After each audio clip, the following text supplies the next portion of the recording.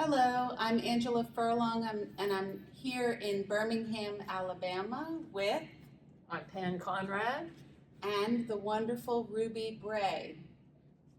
Rubye Braye is an amazing woman of many gifts and experiences. So we asked her if she would sit for a few minutes with us this evening to share some of her experiences with you.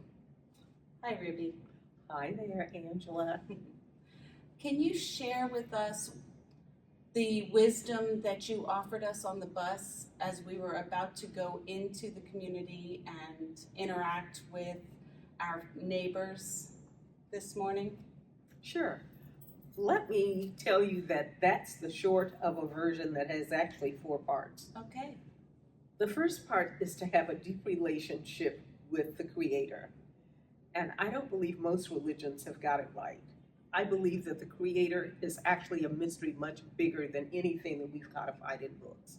And so to just be quiet enough to be able to hear that still small voice inside allows us to be open to all kinds of possibilities. The next is to be able to look ourselves in the mirror from day to day and establish relationship with self that affirms and supports and uplifts and nurtures the being that looks back. And then the third is to have relationship with others, and in the oneness of creation to know that when I look at you, I'm really looking at the oneness of me. And to have such love and care and support for the eyes that look back. And the last to know that we live in creation in this wonderful slush of all kinds of life that many times we aren't the best stewards of, but to embrace our relationship with creation in such a way that everything that we touch is left as good or better because of the relationship of contact. Thank you. That is so meaningful after visiting St. Mark's Episcopal Church tonight and hearing the story about essentially the desecration of the land and the toxic materials bubbling up and its effect on the people and the blight of environmental racism. And as Deacon Carolyn was speaking about this, you could feel the earth crying and the babies that have to drink the water and have the produce of that land. Can you say more about the relationship between people and creation and how that feeds back into the relationship between people and one another? There are many people who have lived on this tiny little planet called Earth who have been impeccable stewards for many years. Corporations in America primarily have, for profit, desecrated our land. They polluted it with fertilizers and toxins and dumped things in the water where I live on the Cape Fear and in Flint, Michigan, where we have said that the government needed to regulate in order to protect these resources. I think it's obscene to think that a corporation needs the government to regulate. A corporation doesn't deserve to be a corporation if it is unwilling to accept the responsibility for being impeccable stewards of the resources that they use and that we commonly share. Right now in Haynesville, Alabama, there is sewage that is basically improperly treated that they've been trying to get help with for years. And the government, they've been working through this process, and with the current administration, I understand the lawsuit regarding the proper treatment of the sewage was suddenly thrown out because it was considered categorized as a DEI case. And I'm saying that leaders, real leaders, are those who are committed to the mystery, committed to themselves and the best that they want for them, committed to the best that they want for others everywhere on this tiny little planet, and are committed to impeccable stewardship when it comes to the resources, whether it's air, water, like our river streams and the oceans, and certainly our lands where much of our food comes from. Thank you. I have one more question. Rubye, recently for our youth who might be watching this, we had a gathering of the youth around our diocese in Maryland, and we introduced them to Claudette Colvin. Yes. So can you share with our youth your relationship to Claudette? Certainly. Claudette Colvin is a relative. My father's sister was married to a man who had a brother who adopted Claudette Colvin. My uncle and aunt were the Colvins who lived in Montgomery. And one of my younger sisters, Wanda, maintains close contact with her. And for those who know of her case, she was one of the 4 women who originally chose to not ride in the back of the bus. She was 15 years old at the time, and when she was told she had to move and they grabbed her, she pushed an officer, as I understand it, and was accused of the equivalent of assault. And she was placed in jail. Miss Rosa Parks came to help get her out. And when they decided that there would be a case, Miss Rosa Parks sat on the bus.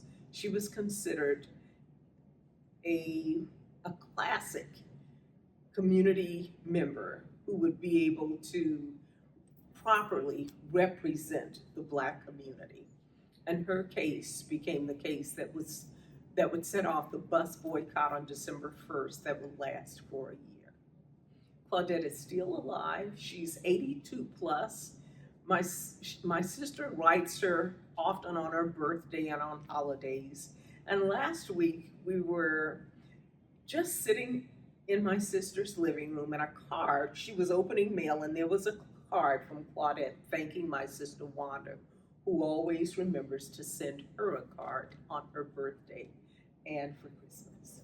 Thank you for sharing that. I think that a lot of the time when we share these things with our youth, it can seem so far removed from their life experience that it's important to know that some of these people are still around and they're related to people that we're interacting with, and we have real life experience in the now to share with these youth. So if you're watching and you are at that youth gathering for MLK Jr., I hope that you can appreciate this story sharing. May I say one more thing? Many times we think that there were people in the South and in Montgomery who were just illiterate, ill-informed, just not very skilled with the English language.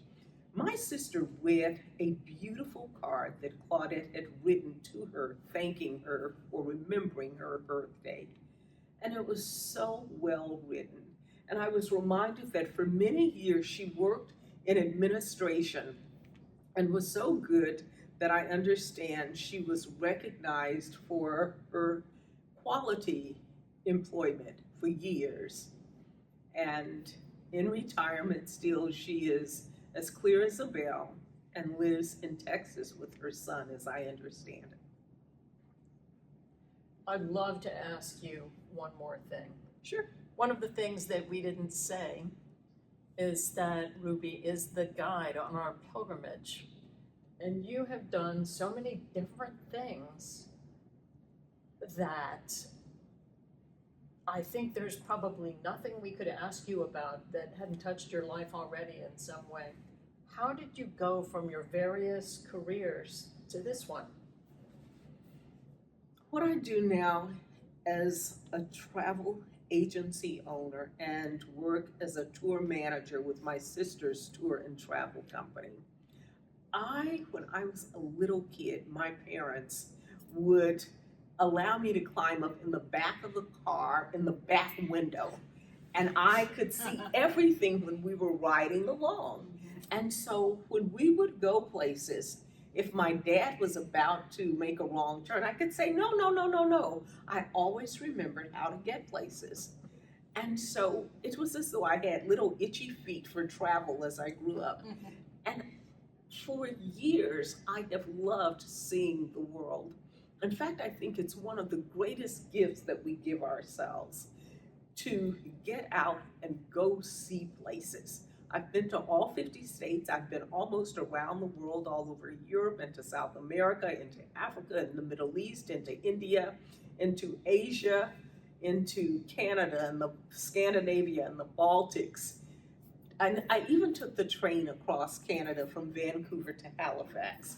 And so I would encourage many people, if you find that it is possible, and the military helped me do that, and then work as a civilian, and then in the tour business where I interact with people who want to go places, I'm able to help them make decisions about places to stay and food and transportation, whether it's air or rail or on buses or to drive, because I've been to many of these places. And so it helps me be a more skilled professional supporting people who want to travel and to learn about people and culture and food and politics and industries around the world. It's relationships, It is. yes, Angela. And there's no better way to do reconciliation between people and between people and their creator and people and creation. So thank you for that. You're welcome. I invite those of you who are sitting out in listening land, wherever you are in the world, I encourage you to touch people where they are, to listen to their stories. I feel like I'm doing a lot of talking tonight, and I could probably tell a lot of stories, but for every story I can tell, I've probably listened to a dozen stories where children and women and workers and teachers and mechanics and medical people have told me stories about their lives, their contributions, and things that they have experienced. Amen. Thank you Thank so you. much. You are very welcome. Thank you for asking me. I am honored to have had an opportunity to share with you. And I wish you much success, long, happy, healthy lives. Thank you.